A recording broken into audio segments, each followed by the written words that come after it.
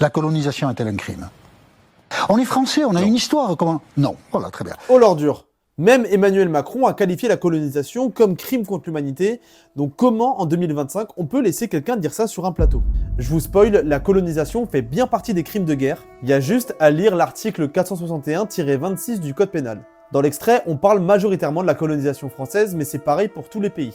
L'extrême droite, et notamment Jean Messia, a réagi aux propos d'Édouard Philippe en disant que la colonisation française n'était pas un crime, bien au contraire. Comme il se pense plus intelligent que les historiens, rappelons quelques faits. Les soins dont il parle étaient majoritairement destinés aux militaires et aux hauts fonctionnaires. On rappelle également l'existence du Code de l'indigénat en 1881 qui légalise littéralement toute forme de violence en contexte colonial. On parle également du travail forcé ou encore des amendes collectives. D'ailleurs, le taux de scolarisation n'a jamais dépassé les 25% pour les populations indigènes, et comme on parle de l'Algérie parce que c'est ce qui tracasse les Français de savoir si son pays a toujours été du bon côté de l'histoire, bah c'est seulement 15% en 1957 du taux de scolarisation. Mais certains vous diront que les colons ont développé des chemins de fer en Afrique subsaharienne. Mais il n'y a qu'à voir cette carte pour comprendre l'intérêt de ces chemins de fer qui reliaient majoritairement les mines aux ports. Et comme vous avez besoin de concret, je vais vous parler du massacre de Sétif, Guelma et Kétara. Pour Jean-Louis Planche, c'est considéré comme le plus grand massacre de l'histoire de la France contemporaine. Le 8 mai 1945 aurait donné aux musulmans d'Algérie, c'est comme ça qu'on les appelait, des envies de liberté. Ce jour-là, pour fêter la victoire des Alliés, on interdit les revendications nationalistes. Mais à Sétif, des drapeaux algériens s'élèvent et de nombreuses fusillades éclatent.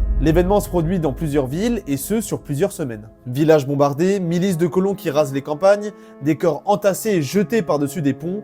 Évidemment, on brûle les preuves afin qu'on ne puisse jamais compter le nombre précis de victimes. Avec beaucoup de conditionnels, les Alliés estiment à 17 000 le nombre de victimes. Et si ça vous suffit pas, la traite et l'esclavage sont considérés par la France comme des crimes contre l'humanité, un principe qu'on retrouve directement dans le processus de colonisation, notamment en Haïti. Si on se réfère à la définition du traité de Rome et de la Cour pénale internationale, sont considérés les meurtres, les exterminations, la réduction en esclavage, la torture ou encore les comme des crimes contre l'humanité. Elle qualifie aussi comme crimes contre l'humanité les persécutions commises dans le cadre d'une attaque généralisée ou systématique lancée contre une population civile et en connaissance de cette attaque dans l'application ou la poursuite de la politique d'un État ou d'une organisation. Évidemment, les historiens ne sont pas juges et si on veut être extrêmement pointilleux sur le terme de colonisation, ce n'est pas un crime. Par contre, l'histoire a toujours prouvé que ce que découlait du principe même de colonisation était bien un crime. Je sais vraiment pas comment qualifier Édouard Philippe sortir ça aujourd'hui alors que de nombreux peuples vivent actuellement la même chose,